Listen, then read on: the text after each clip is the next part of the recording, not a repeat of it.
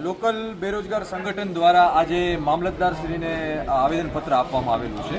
કારણ કે જે અહીંયા લગભગ ઘણી ઇન્ડસ્ટ્રીઓ મુન્દ્રા તાલુકા મધ્યે ઘણી ઇન્ડસ્ટ્રીઓ આવેલી છે અને ગુજરાત અધિનિયમ મુજબ 85% લોકલને રોજગાર આપવી જોઈએ, જે અત્યારે એનું ફોલોઅપ થતું નથી.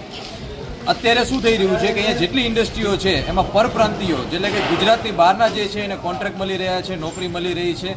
આવી જે કંપનીઓ છે જ્યારે કોઈ પણ વિસ્તારમાં આવે છે પોતાનું સ્થાપના કરવા માટે, ત્યારે એ કંપની એમ કહે છે કે અહીંયાના લોકલને અમે રોજગાર આપશું.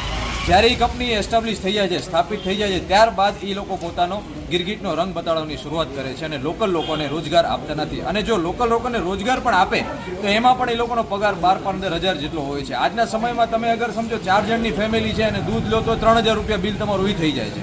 તેમ છતાં પણ આ 12-15 હજારની નોકરીમાં શું કરી લેવાના છે? બરાબર. હવે આજે આ લોકો કંપનીઓની તાનાશાહી એટલી છે કે તમારે 12 કલાક ડ્યુટી કરવાની છે, તમારું શોષણ થશે. એમાં પણ તમે સમજો 1 કલાક આગળ પાછળ કર્યો તો તમારો એ દિવસનો પગાર કટ કરી લે છે અને કાં પછી તમને નોકરીઓમાંથી કાઢવાની ધમકીઓ આપે છે.